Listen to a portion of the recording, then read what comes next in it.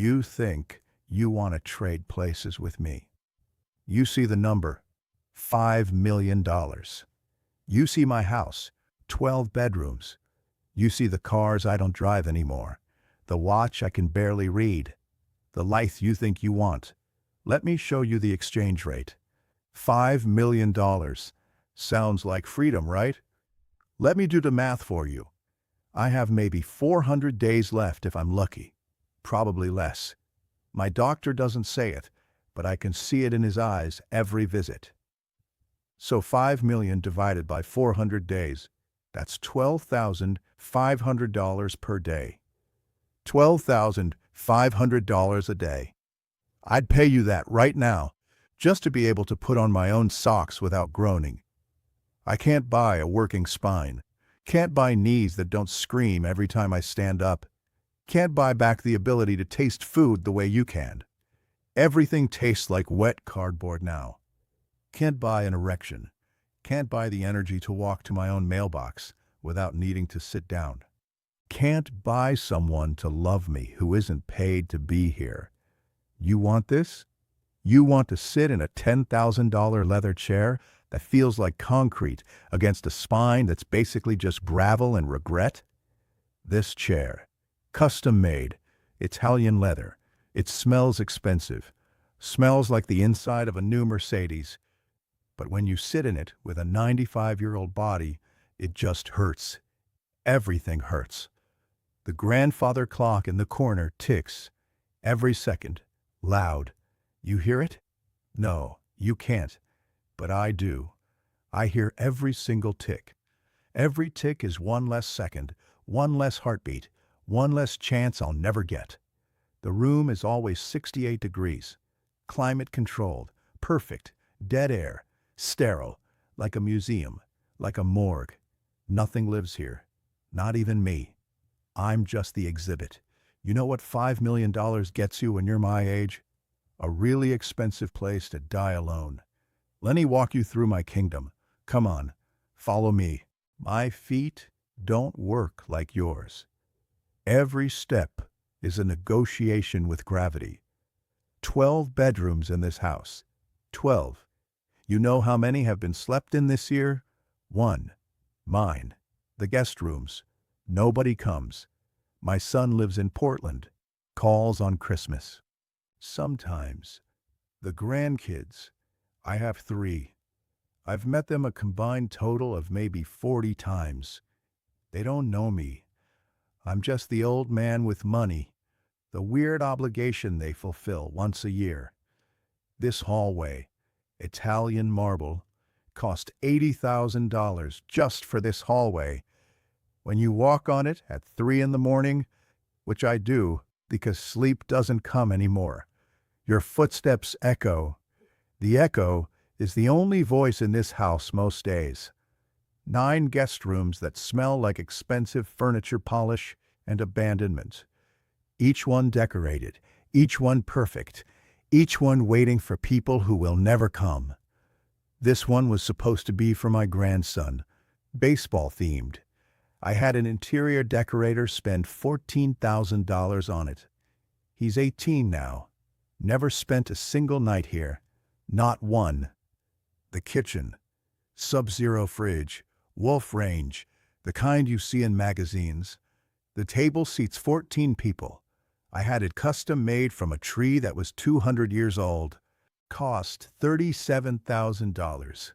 You know how many chairs get used? 1. Mine. Every morning I sit in the same chair and eat oatmeal that tastes like paste. There's 1 plate in the sink right now. Always just 1. The pool out back, Olympic length, heated. I built it 32 years ago. Told myself it was for when the grandkids visited. For family. For life. I've been in it twice. The maintenance guy comes every week, cleans it, balances the chemicals, keeps it perfect for nobody. The wine cellar downstairs, 17,000 bottles, some worth $5,000 each. I can't drink anymore. Medication, liver, kidneys, all failing, but the bottles sit there, aging, getting more valuable, waiting for someone who gives a damn. I have 9,000 square feet in this house. You know how much space a human body actually needs? 6 feet. Length of a coffin. I'm just living in an expensive coffin with better lighting and higher ceilings. You still want to trade? Let me tell you what I traded for this. The briefcase. Calfskin leather. $800. I bought it in 1983. It had a specific smell. New leather, an ambition, and the future. I carried that thing everywhere. It was heavier than it needed to be. I liked that. It felt important. Felt like I was carrying something that mattered. I carried it to 2,400 evenings. I should have been home. My son, Michael, from age 4 to age 14. The years that matter. The years when a boy decides who his father is. I was gone. Not physically gone like some dads. Worse. I was there, but absent. Present, but missing. I did the math once. Couldn't sleep. 3 in the morning. Did the math. Those 10 years, ages 4 to 14. I missed approximately 2,400 evenings. Dinners, bedtimes, homework, baseball practice, the actual details of his life. I made $4.2 million during that decade. Sounds good, right? Success. The American dream, providing for my family. 4.2 million divided by 2,400 missed evenings. $1,750 per absence.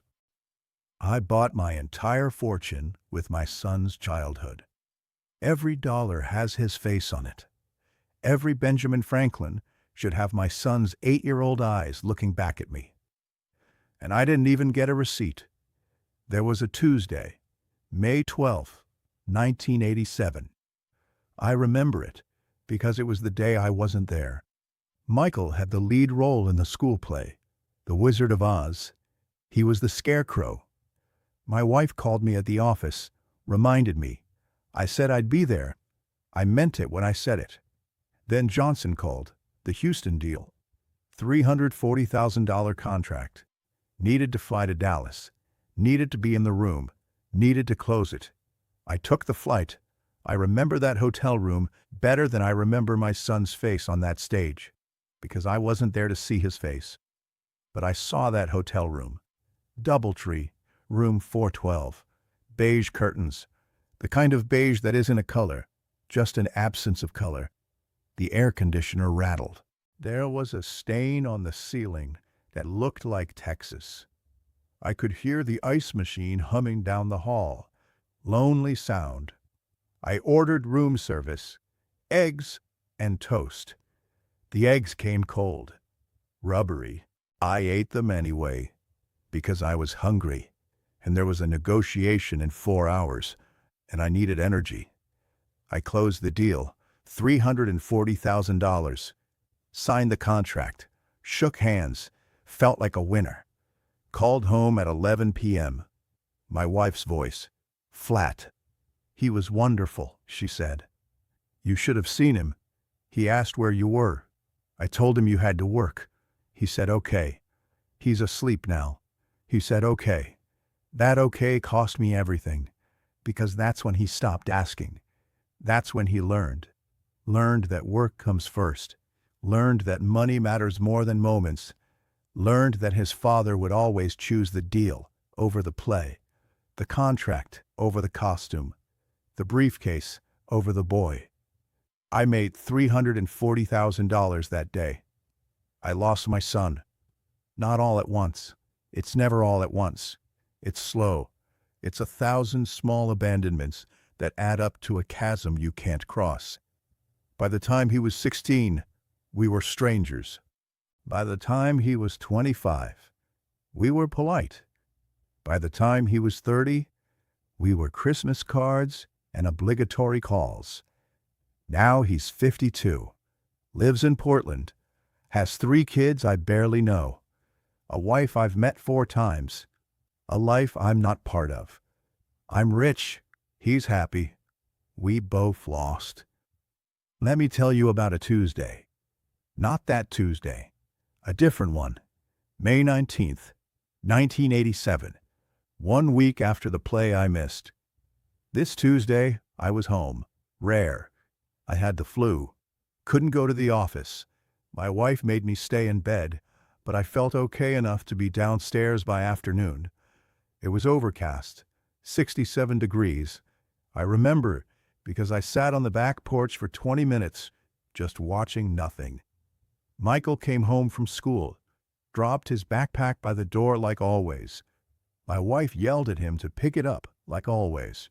He ignored her like always. Poured himself a glass of orange juice, too much, spilled some on the counter. Didn't wipe it up. I was sitting at the kitchen table, reading the newspaper. He sat down across from me without saying anything, just sat there, drinking his orange juice. He had a milk mustache, but with orange juice. His hair was messy. There was a grass stain on his knee. We didn't talk about anything important. He told me about a kid at school who brought a snake for show and tell. Told me his math teacher had bad breath. Told me he needed new shoes because his hurt. Boring. Mundane. Forgettable. I forgot it. Went back to work the next day. Dove back into the deals and the meetings and the briefcase that smelled like ambition. That Tuesday dissolved into the pile of all the other Tuesdays that didn't seem to matter. But I remember it now. I remember the sound of his voice. 8 years old, still high, still missing his front teeth, so some words came out funny. I remember the specific way he kicked his legs under the table, because they didn't reach the floor yet. I remember the freckles on his nose, 4 of them. I counted them while he talked about the snake. I remember the light coming through the kitchen window. Soft, overcast, gray. The kind of light that doesn't try to be anything. Just is. I remember my wife humming in the next room. Some song from the radio. Off key. She always sang off key. I used to find it annoying. Now, I'd pay everything I have to hear it one more time. She's been dead for 9 years. I remember the smell of dinner cooking. Meatloaf. She made it every Tuesday. Meatloaf with Hunt's ketchup. Not the organic stuff. The cheap stuff filled with sugar. It smelled like home. That Tuesday, that boring, regular, forgettable Tuesday. That Tuesday, I would give all $5 million to buy back. Just one Tuesday. I'd give this house, the cars, the wine, the watch, the stocks, the bonds, the portfolio my financial advisor tells me is very well diversified. All of it, gone, for one Tuesday, because that Tuesday had something worth more than money. It had time that wasn't broken yet. It had a body that worked. I could stand up without pain, could walk without thinking about it, could taste the meatloaf and actually taste it, could hear my son's voice without a hearing aid, could see his freckles without glasses, could feel. That Tuesday had possibility. I was 42 years old. I had decades ahead of me. Decades I thought I'd use wisely. Decades I pissed away in conference rooms and airports and hotel rooms with beige curtains. That Tuesday had my son. The real him. The version that still wanted to sit with me. Still wanted to tell me about snakes and bad breath and shoes that hurt.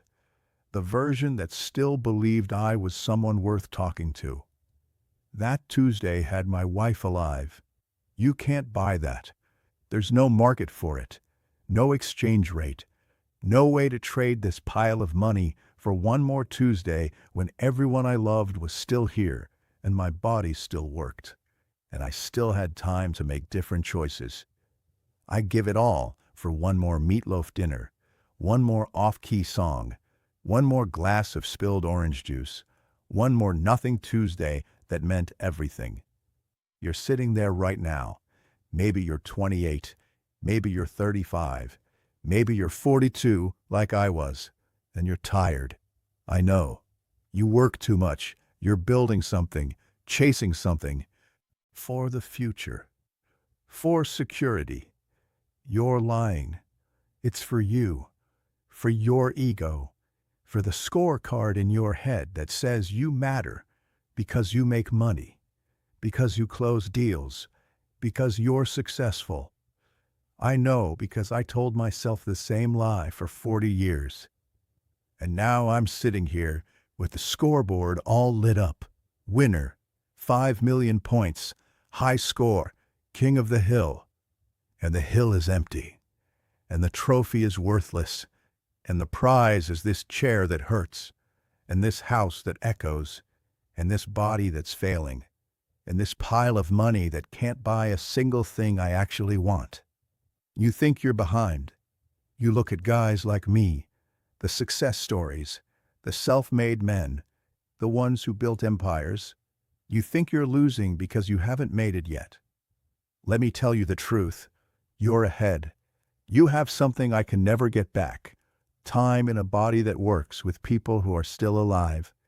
That's the whole game. That's the only game. Your boring Tuesday. Right now, today, this week. That Tuesday you think doesn't matter because nothing special happened. You went to work, came home, had dinner, watched TV, went to bed.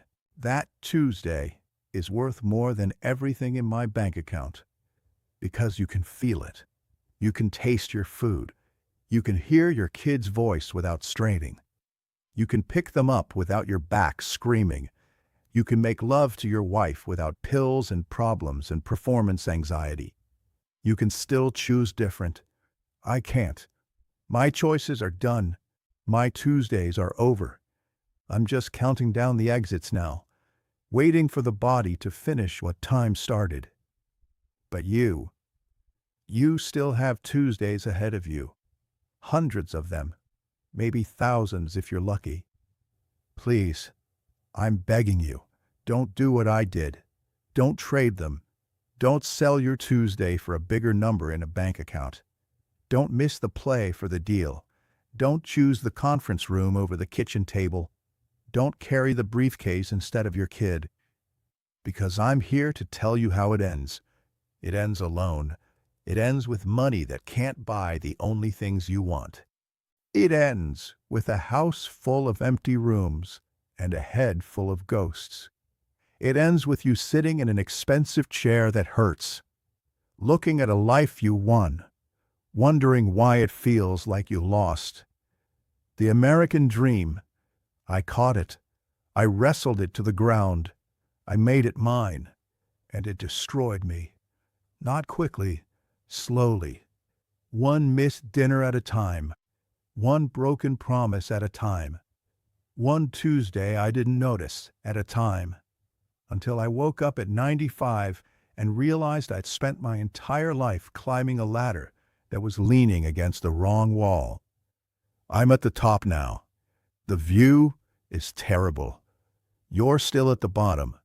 You think you're behind. You're not. You're exactly where I wish I was, young enough to change, strong enough to choose, present enough to matter. Don't waste it chasing what I have. I have nothing. I have money in accounts I'll never spend. I have assets that will get divided up by lawyers I'll never meet. I have possessions that will get sold at an estate sale by people who don't know my name. What I don't have is time. What I don't have is my son's childhood. What I don't have is one more Tuesday. You do. You have today. You have tonight. You have tomorrow. You have this week's Tuesday and next week's Tuesday and the Tuesday after that. Don't sell them. They're worth more than $5 million. They're worth more than anything. I know because I sold mine. And I've spent the last 20 years trying to buy them back. But there's no market for regret, no exchange rate for time, no refund policy for a life you didn't live. So here I sit, 95 years old, $5 million, 12 bedrooms, one plate in the sink, alone, wealthy, and completely, utterly bankrupt. The nurses will come in the morning. They always do. They'll help me to the bathroom, help me shower, help me dress, help me pretend I'm still a man and not just a checkbook with a pulse.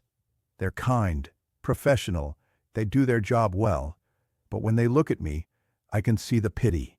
I can see them thinking about their own fathers, their own grandfathers, wondering if this is what's waiting for them too, this expensive loneliness. I built this prison myself, brick by brick, deal by deal, dollar by dollar. I built it thinking I was building a castle, a kingdom, a legacy. But legacy is just a word rich men use to avoid saying the word regret. My legacy is a house nobody wants, money nobody needs, and a name that will be forgotten 3 days after they put me in the ground. Your legacy, the one you're building right now, it's being written in the small moments you think don't matter. The Tuesday night dinners, the bedtime stories, the morning coffee with your wife, the lazy Saturdays doing nothing important. That's the legacy that lasts. That's the inheritance that matters. Not the money in the will, the memories in the hearts of people who actually knew you. So take the $5 million, take the chair, take the empire, take the regret, or take your Tuesday.